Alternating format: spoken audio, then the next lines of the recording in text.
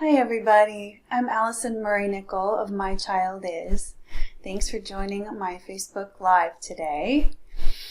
And today I want to talk about the things that parents keep secret. Not necessarily things they keep secret from their kids, but things that they don't like to say out loud to anyone because they're so deep or private or embarrassing or confusing that it's too tough to even speak. And I had a mom just recently, kind of jokingly, but ask me if she was a bad parent. And, she said, you probably get asked that question all the time. And the thing is that I don't. That's not usually the question that people ask, at least out loud. So then that just reminded me of all the different thoughts and questions and things that come up that are so difficult to deal with that most parents don't ever say them out loud, or might only say them to a few select people and would not feel comfortable sharing that widely. But it is so common. So many parents think these exact same things, that I wanted to take this opportunity just to put some of them out there, to take away a little bit of the power that they have over us by speaking them aloud, looking at them, and looking at what do we do with this stuff when it does come up. Because it does. And the most important thing is just to know that you are not alone. Even if it feels like you're the only one, even if it feels like no one else has ever experienced this before, no one that you know that you've ever seen, there probably are people that you know who have dealt with a lot of this stuff and just never shared it with anyone. So some of these big ones that I hear a lot are, sometimes I just feel like I want to give up on them, or sometimes I don't know what else to do other than just to give up. I've tried everything, nothing works. Another one that parents don't like to share is if their child's behaviors are more violent or aggressive, and the child is hitting the parent or otherwise physically hurting the parent often, those parents get to a point where they just always have to be ready to take a hit. Just going about their day or protecting their other children, it's happened so much that they know it's going to happen again. So their body just lives in that fight or flight kind of pose, just always ready in case there's an attack coming. Another one is, lying awake at night wondering what I did wrong, what I did to deserve this, or what is wrong with my child? Why can't I figure it out? I think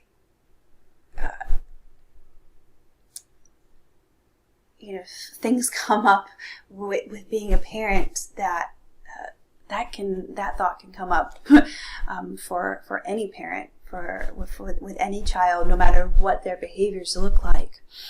But with those consistent out of control behaviors, and of course, parents try everything they know and everything they can think of to solve them, and sometimes they just get to that point where they're wondering if they did something wrong that they can't fix, and just so overwhelming that was not what they were expecting when they decided to become a parent. So not everyone goes into that as a conscious decision. Sometimes it just happens. But even for parents who do and who want so much to be parents, that's an important kind of goal in their lives. And even many of them end up saying, I didn't know how hard it was going to be. And that is, I hear that a lot. It is not surprising, because there's so much there.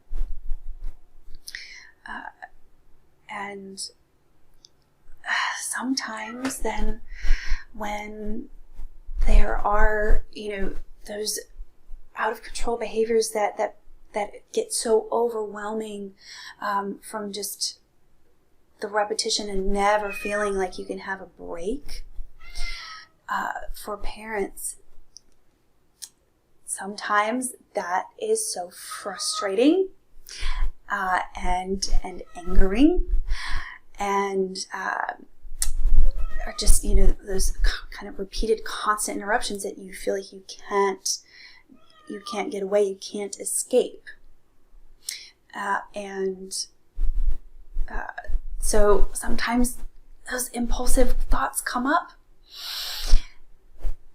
and you might think, oh God, I just want to strangle him, or I wish I could just smack her, or I want to just send them away forever, or send them to boarding school, or at least I wish they were with someone else right now.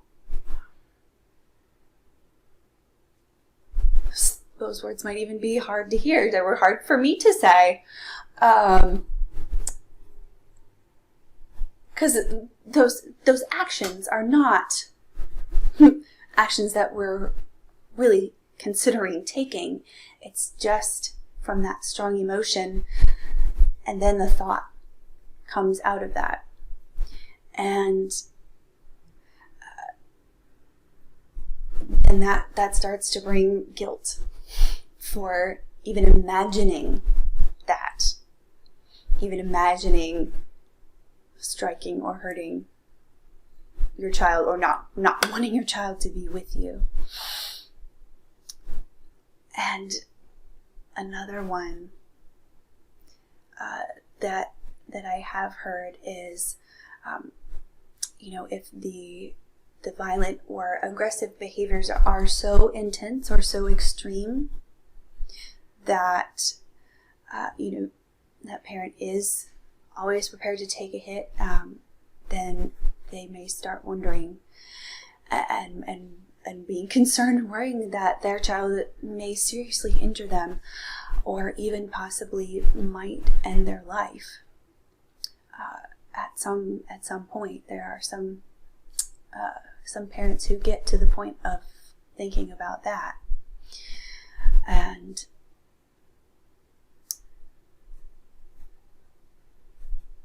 for a parent who's dealing with that level of danger and struggle, even when their own body has been affected, so many of them, they're not worried about themselves. Their main concern is not that it will hurt, or that anything that will happen to themselves. They are worried for their child, because they know that if their child really, really hurts them, that child is going to have guilt from that and will be affected by it. And or another concern, that if that parent is not there to care for this child with these out of control behaviors, then whoever is left to care for them may mistreat them because they don't understand or know what to do with those behaviors. And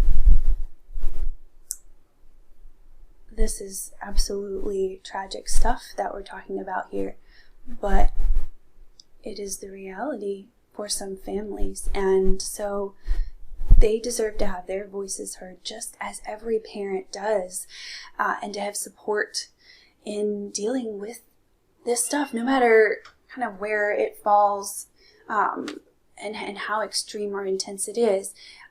It still is, if it's causing problems, then it's worth looking at and working to work through and solve.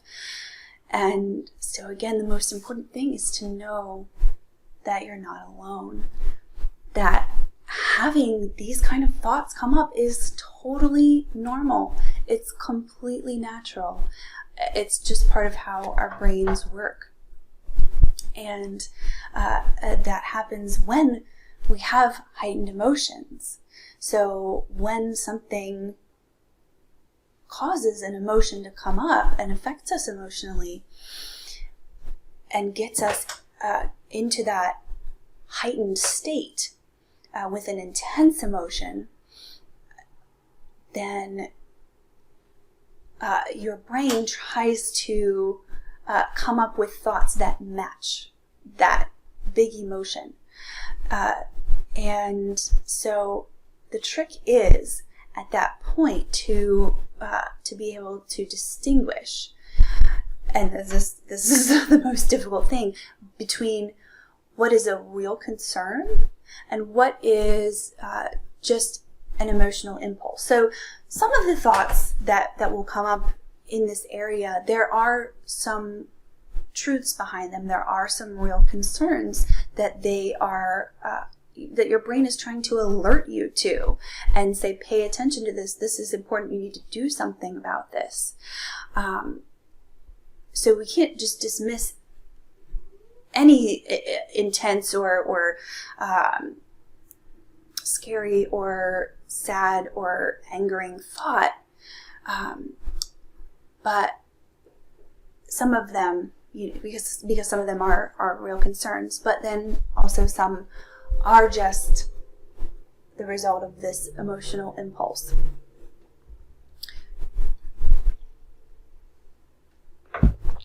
And of course, as adults, most of us have learned some form of impulse control in one way or another. And so, it's somewhat expected in our society that adults will be able to control their impulses, and, for children increasingly as they get older. And so at the adult level, there's no expectation or consideration even that you would take some of these actions for these impulsive thoughts that come up.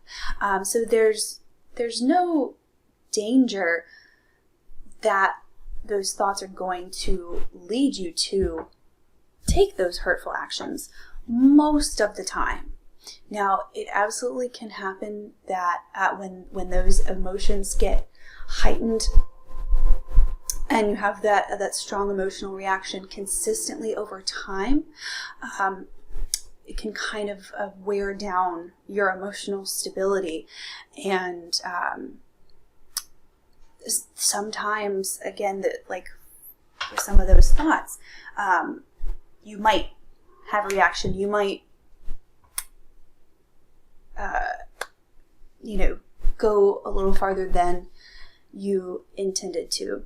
But for the most part, these thoughts are not acted on. So the thoughts themselves are not really the problem, right? Shame is the real problem. the guilt, the shame, the embarrassment that comes after those thoughts, that we impose on those thoughts that caused the issues. And with that, we can use a judgmental thought that good parents don't do X, Y, or Z, or don't say that, or don't think like that. So when you have an impulsive thought, an angry thought, then your brain realizes that and says, oh, you shouldn't be thinking that. Good parents don't think like that. So then you have imposed that shame on yourself because you just thought that. So if you thought that and good parents don't think that, then that means you must not be a good parent. You must be a bad parent, right? And so that threatens the very core of your identity as a parent and as a person. And the more that we impose judgment on our thoughts and on our feelings, the more we begin to suppress and repress our emotions, and will not be able to express them constructively. And when that happens, the shame really gets stuck in the body. So it's kind of like the shame is kind of like a spark. No, sorry. The shame is like adding dynamite to the spark of the impulsive thoughts. Because the impulsive thoughts, they spark up, they come, and they go on their own. They go away on their own, just like a flame just burns out a little spark. You know, you flick a lighter, it comes on, and then when it no longer has fuel, it goes right out. It puffs right out. And that is what will happen with those heightened emotions, those big feelings that come up, those intense thoughts. If we just notice them and let them go, then they go out on their own. But when we have stacked all of this shame up in our bodies, and that is like an explosive behind that spark. So whenever that thought comes in, then it sets off this shame spiral. And it just explodes. And that's when it can really cause damage. Lasting damage that can take years to recover from. And it doesn't feel good either. Not just, what harm it may cause in the future. It doesn't feel good as a parent to feel yourself exploding like that and losing control. And, again, the more that you push it down, the more the anger, the anxiety, those thoughts and feelings pop up over the littlest things, completely unexpectedly. Like, oh, they didn't have the flavor of yogurt I wanted at the store. Oh my gosh, this is the end of the world. That's a ridiculous example, of course, but it happens. And sometimes those impulsive thoughts and feelings flare up so strongly that you feel like you really do lose control, and you might yell or grab something or slam the door or even hit, or just in general just respond more roughly or more harshly than you mean to. And the more of these outbursts that happen, the more shame we feel from having reacted that way or have not being able to control ourselves. And then the more shame then begins to repress even more, which leads to more and worse outbursts. And so it just reinforces that shame cycle, just stacking up. And then as time goes on, it becomes easier and easier to access that shame spiral that just takes you down to the worst possibilities, rather than, lifting you up to the better possibilities, the goals, the dreams where you want to go. And the thing about the shame is that it really comes from how you were raised, and influences from other people who had an impact on you. And so many parents don't even think about it, and it's surely something that I didn't think about or wasn't aware of for the longest time. That even though my parents were very gentle and kind and loving in their discipline, they're still, even so, there's a lot of shame that built up from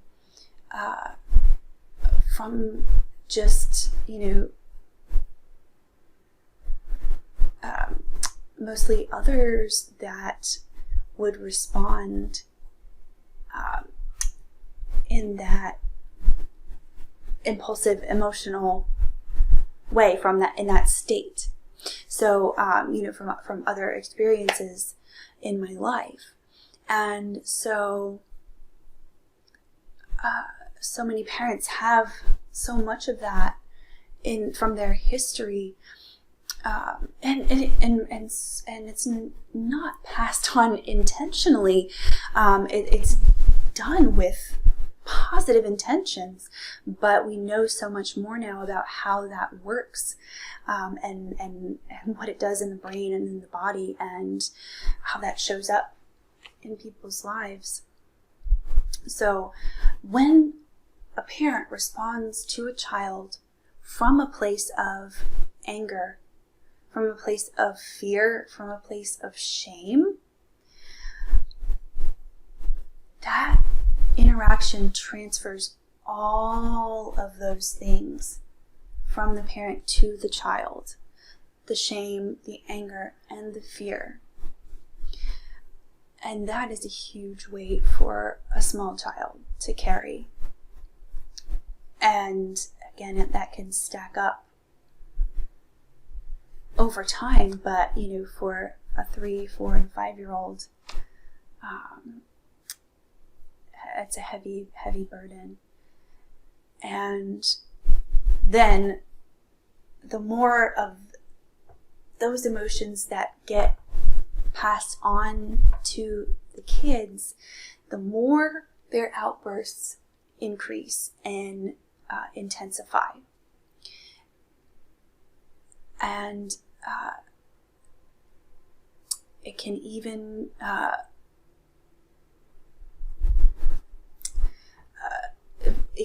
increase, the frequency, the severity, and bring on even new and different types of issues that were not even there before.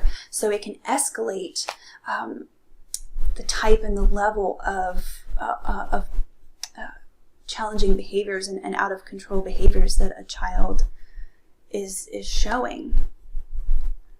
And the tough part about this is implementing it. It's so much easier said than done.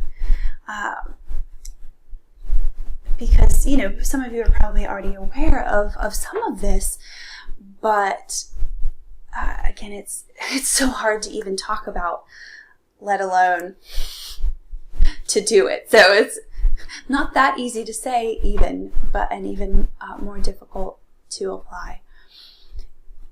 But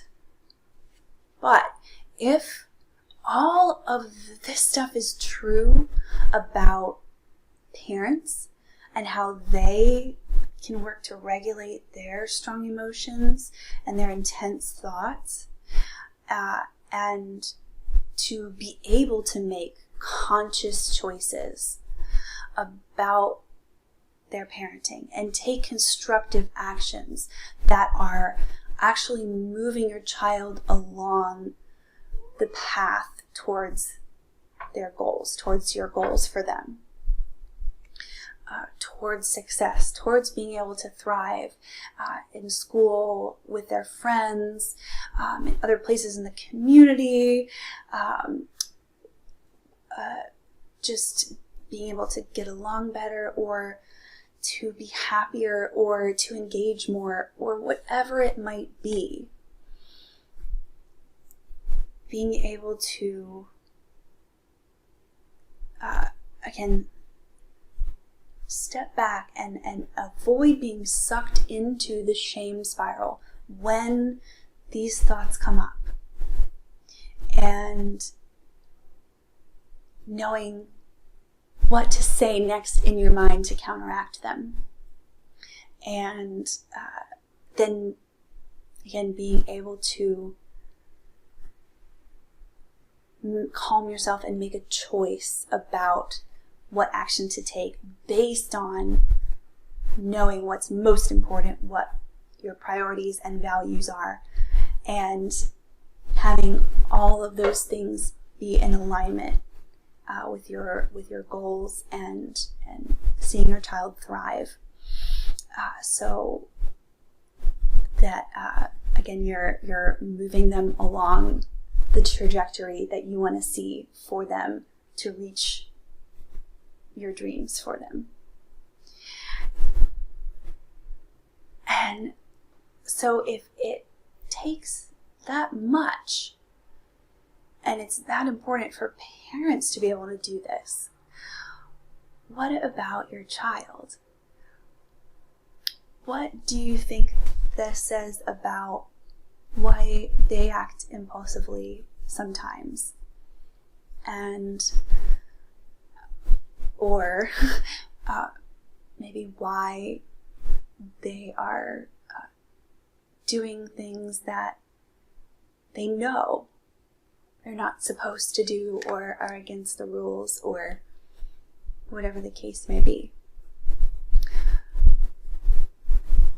So if you have been trying to manage your intense thoughts and feelings about your preschooler's out of control behaviors, and if you're still struggling, then let's talk about it. I have some slots open in my calendar on in the next few days, and you can book a call, and we will get some clarity on exactly what is causing the difficulties with your child and your family. We'll find out what is getting in the way of the solution, and being able to get where you want to go, and we're going to create a plan to get you where you want to go as a parent, and to get your child's behaviors where you want them to be.